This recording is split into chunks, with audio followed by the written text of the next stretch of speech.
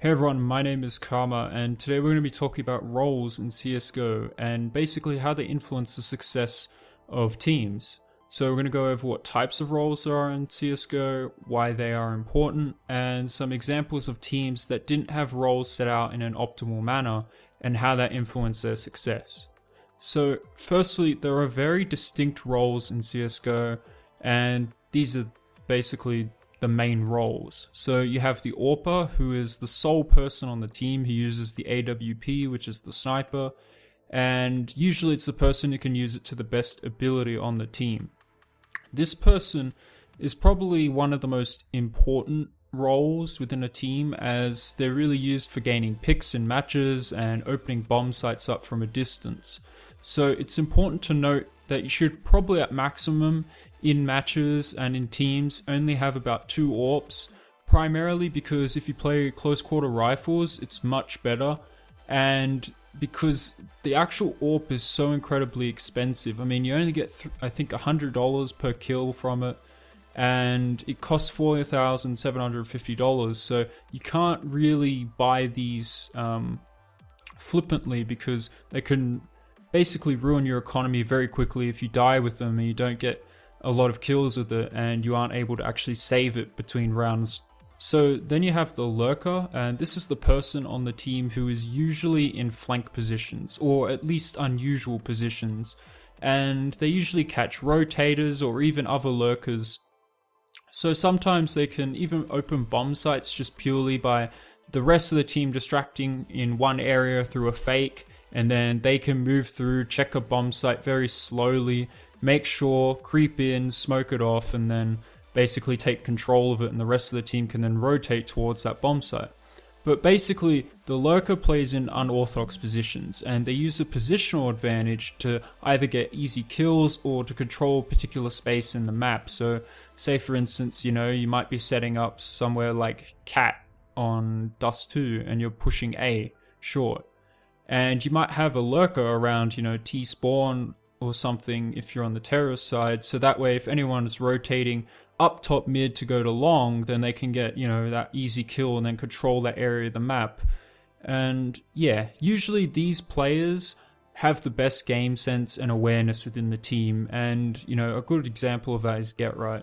He's obviously still one of the best lurkers in the game, and he's just got such a great mind for it. So yeah, his experience is really showing how much lurkers can actually be really important and how they can actually have a lot of impact on the game. So I recommend that you watch him. Then you have the entry fragger, and it's basically a player who moves into bomb sites or positions first and gets the initial or opening kills on executes or pushes. So they're the ones that get into the first engagement and basically try and either trade frag or get 2 frags and open up a site and just basically push an area and gain map control very quickly. So these players usually have the best snap aim on their team, so they can move very quickly their mouse and just snap to people's heads and usually kill people very quickly, or they have amazing spray control.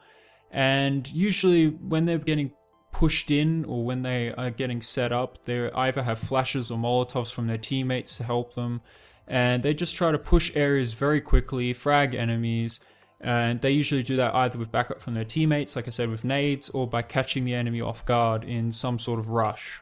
Now, the next role is the support. It's a much less common role in the meta of CSGO today, but once, a very long time ago, particularly around the end of 2013, it was actually a really valuable member of the team. Usually because they were the sole person setting up flashes, smokes, or molotovs for the entry fraggers, and they would usually assist teammates by, boosting them to particular positions or flashing the enemy for them, and even sometimes baiting, being basically a distraction for the star players to basically use their fragging power and, try and keep as much HP on that person as possible. But this role has really since phased out as a role purely because the meta of CSGO is tending to demand more fraggers in order to win bomb sites. That, and because most players can actually play like a pseudo support role anyway. Usually you'll see pretty much anyone now doing flashes for teammates and setting up smokes, and yeah, it's just a thing that basically everyone knows about now, so the support role kind of died out with Fiflaren in NIP. Now, the in-game leader is the most important role so far. Now, this player usually sets up the calls within the match, and they tell teammates where to play. They might instruct them on rotations and where they should rotate to and when. Some in-game leaders even go as far as instructing players what they should be doing, what angles they should be holding, etc. But most in-game leaders create strategies for the T side and then create setups for the CT sides for the team to use. And usually the in-game leader is a team member who maybe isn't the strongest fragger, but they have the most knowledge about the game, and they generally have very good game sense as well, much like a lurker, in order to basically make the team really successful. So they understand rotations, where people might positionally be on the map, how nades affect particular players, how players should be playing roles as well themselves, and setting people up to succeed. Now, lastly is the rifler. It's a very general role. Usually these players are the second or third man in on T side, or they're just a sight holder on CT. They generally use a rifle like the AK-47 or the M4, and they try to basically just frag the enemy and achieve some sort of control over an area of the map. It's the most traditional role, it's the most widely repeated role in a team, and it's probably the most basic role in the game. So you may be asking me, why are roles so important? Well, roles are important because they allow a team to be much more organized. It allows individual play styles of players to be adequately attuned to how the rest of the team is playing, thereby allowing for the optimal efficiency of a player and their impact on the game. What I mean by this is simply that players can basically do the best that they can for a team based off their playstyle if they play their role correctly. So this basically allows the team to either have a really good chance at winning, or the ability to just win out rounds straight off basically having players playing their roles effectively and communicating really well. Now, the allocation of roles is also extremely important, because if there's an imbalance of roles, then it can create complications. So say for instance you have a whole team composed of AWPers. Well, that wouldn't work very well, because your whole team being a bunch of AWPers, you won't have any strong riflers first of all, and second of all, your team would be really inclined to buy multiple AWPs. So if you lose rounds, you can be ecoed for any rounds after that if you lose, and yeah, like I said, you don't really have a strong rifle base, so you can't really take bomb sites. You tend to play a little bit more passive and rely on the enemy actually peeking you. So in that case, you're not going to have a very successful team. But much can also be said if you pick the incorrect individual for the wrong role, or allocate roles incorrectly, and you don't have the proper amount of roles. So yeah, it's kind of finding a balance in roles so that you can actually have an optimal kind of team. Now, in an ideal theoretical scenario, you want an in-game leader, an AWPer, a lurker, a rifler, and an entry fragger all on your team. Those are the 5 roles that you want, each person playing one role. Now, mainly, if you have only one person calling, it can reduce confusion. So if you had more than one in-game leader, if there's 2 or 3 people calling out, it's going to be confusing. You only want one AWPer so your economy isn't too largely impacted. You want a rifler who can just be your strong rifle player, create a strong base and take bomb sites for you, and an entry fragger to basically open up the bomb sites with the rifler and basically gain map control. Now, in this scenario, this is optimal because each and every player knows what they are doing and how they fit into the team. So let me relate this to some professional teams. So a good example of this problem with basically roster allocation and role allocation is the first Cloud9 roster, which had Hiko, Samphis, Nothing, Sean Gares, and Shroud. Now, this team had Hiko as the lurker, Sean Gares as the in-game leader and the AWPer, Nothing and Shroud were like really the riflers, and Samphis was the entry fragger most of the time. Maybe he switched with Nothing and Shroud a couple of times, but that's the basic setup that they had. This is the 2014 Cloud9 roster. Now, even though this team had set roles, you'll notice a complication already, which is the doubling up of roles on one player, and this player is Sean Gares. Now, for Sean, at least for Sean, I know that it was incredibly hard for him to control a team, understand the layout of the game, and also try and gain picks with the AWP. It's a lot of pressure. You're thinking about a lot of things all at once. So because of that, either his in-game leading suffered or his actual fragging with the AWP did. So occasionally they would actually switch things up and make Semphis the caller, and they did that while he was entry fragging. Now again, you have a doubling up of a role with the entry fragger and the in-game leader, and being assigned to one person is kind of problematic in a way because you can't focus on two things. So what Semphis used to do is, he used to just get the entry frag and then instruct everyone from there, because he used to have like a spectator perspective.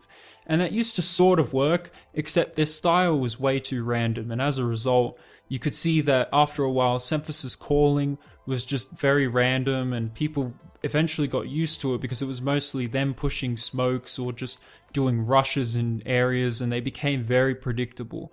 And then they had to revert back to Sean, and then Sean couldn't really focus on AWPing, and he was lacking in that department. So as such, Cloud9 basically sometimes had an ineffective AWPer or an ineffective in-game leader, depending on which player was assigned to this role, depending on which period of time. Now another team that had role issues was NIP, and particularly when they had Fiflaren still on the team. So they had role complications in really a very AWP-heavy meta. So towards the beginning of 2014, CSGO switched to a very AWP-heavy meta. There were teams such as Titan that had Kenny S on them. Guardian was starting to step up and become a really big force with the AWP on Na'Vi. So as such, you would see NIP, they would play this very rifle-based kind of defense on CT side, and even T side, they would have a very rifle kind of offense. And as such, they would actually lose very early picks to these snipers, because they would peek these snipers, and obviously the AWPer, someone like Kenny S for example, is very good with the AWP, and he would just insta-kill them. So Fiflaren, he was the support and the AWPer, and GetRight was the lurker, Freiberg was the entry fragger, Forrest was a rifler, and Exist was the in-game leader. Now, the big problem here is, again, you have doubling up of roles on one person. You made Fiflaren the support and the AWPer. And as such, because Fiflaren wasn't that great of a player already, he really couldn't contend with the power of the other AWPers, such as Kenny S, Guardian, or JW. So NIP would constantly be at a disadvantage, either because Fiflaren or someone else actually got picked off purely by these, heavy AWP teams. And this would be combined with the fact that the meta also shifted to really be a meta without a support player. So teams were actually picking up more skill-based fraggers, and that in turn meant that Fiflaren started to also have little to no impact on the games. He couldn't pick up an AWP because he would get out-AWPed. He couldn't out-rifle people, so eventually his whole impact on the game just became basically a negative for NIP. So NIP was also very resistant to change, and they didn't want to really do much because they felt like whatever they were doing was working because they were making finals, etc, etc. That's a whole nother video, but yeah, basically the rest of the team also started to become ineffective and lacking confidence because they kept getting picked, and they just lost, rounds based off, they might do a retake and then they lose, a 3v2 retake because they couldn't trade frag properly because someone gave away the advantage. So what I'm trying to demonstrate via these examples is not only do you have to have roles within a team, but they must be assigned correctly and not doubled up on people too often. Or rather, you make 4 out of the 5 roles in your team extremely effective and slack on one to have the best efficiency of roles. Now, a good example of good roles within a team was actually the 2015 Cloud9 roster, and also Luminosity Gaming's most recent roster at the time of this video. So I'll go over the 2015 Cloud9 roster. Now, this was a successful roster purely because they started to set their roles correctly. So they made Nothing the lurker, Sean Gez was just the in-game leader, they made Skadoodle the AWPer, Freakazoid was the entry fragger, and Shroud was the rifler. So as you can see, they were able to do much more effective executes on the T side and have much more organized setups on CT side. I mean, at the time when they peaked in the summer, they were one of the best T teams in the world. Now, I basically contribute that to the clarity of Sean and the rest of the players in the team, because that allowed them to be way more effective as they can use their skills, their play styles more optimally and bridge over that skill gap that was previously there. And also, if you notice, in this scenario, 5 out of the 5 roles are very clear between players, or at least 4 out of the 5 roles. So notice how there's no doubling up of roles, each person just has one role, and as such, the team was able to win more series and have a very coordinated kind of attack on T side. And also, Sean could just focus on calling, and the rest of the team could just focus on their roles. They weren't worried about doing anything else, and as a result, it made their team successful. Now, a little more of a modern example of this is Luminosity, as I mentioned earlier. So they have Fallen doubling as the in-game leader in the AWPer, but bear with me, we'll talk about that. Then they have Taco as like the entry fragger, Cold Zero and Fur are the riflers, and FNX is a pseudo kind of lurker. He's not a whole dedicated lurker though, but he is very good at clutching rounds, and generally he's watching their back. Now, based off what I've seen, Luminosity just plays their roles extremely well and efficiently. Except Taco, he's probably the weakest role player, but even then, still, he usually gets an entry frag, or he does a lot of damage, or sometimes he even just works as a distraction. Now, Fallen is really the key to making this roster really good. He's an incredibly good in-game leader, and his individual skill with the AWP is just amazing. So, I don't know how he does it. This guy is just a complete amazing player because he can do pretty much anything. And then you have FNX, who's just, a good lurker, I suppose, if you would count him as that. And then you have Fur, who's just a decent rifler, and then Cold Zero is a really good rifler. So notice how in this team, which has risen to the top 5 teams in the world, much like the Cloud9 roster that I talked about in 2015, they have 4 out of their 5 roles being fulfilled correctly in their team at all times.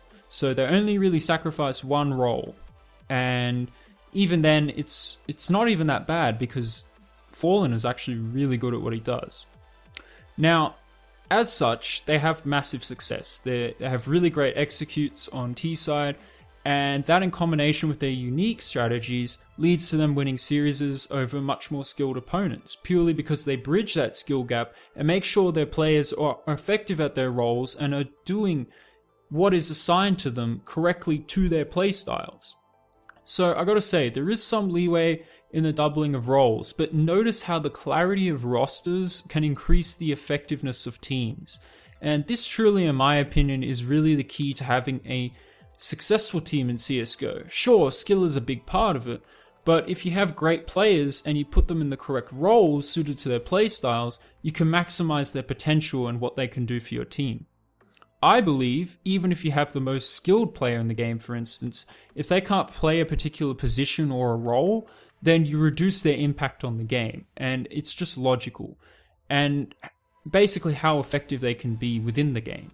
So if you stick even decent players, I believe, in the right positions, give them the right tools, the right role to their playstyle, you can make a team that is an operative, coordinated force, and you can really maximize their potential and even make them a top team in the world, as has been demonstrated by Cloud9 and Luminosity Gaming. So when you see some rosters, guys, on HLTV, remember that roles are important, not only just their individual skill, but roles can really make or break how well a player performs in a new roster compared to their old one. And I'll just close with this. A good example of this is Shox. So if you remember Shox, at the end of 2013 when he was in Titan, and early 2014, he played as the mid-round kind of rifler. He was so effective at taking bomb sites, he could hold them really well, and if he needed to clutch out a round, he would do it. Now, yeah, he was probably in top form then as well, but when he was in Envious, he had some big games, still a very skilled player, but he was more of an entry fragger. And even though he was still successful at that role, he was nowhere near the ability of when he was a mid-round player in Titan. Now, because Shox was such a skilled player, he could actually play decently as an entry fragger. But the difference really was night and day for me because he was set up in the right way on Titan. He was regarded as the world's best player for a period of time when he was on that roster. And he never really got to that kind of level when he was on Envious. He was just a really solid kind of entry fragger. You could just depend on him to really try and get, his kill around or for him to do mass damage. So I'm going to put it like this, guys. Think about roles. Think about how they associate with players. Think about why roles are important and how they can lead to the success of your teams, of teams that you love watching. That's all I really want you guys to think about. If you enjoyed the video, hit the like button. If you have anything to say about the video, tell me in the comments section. If you want more videos like these, be sure to subscribe, and I'll catch you in the next video.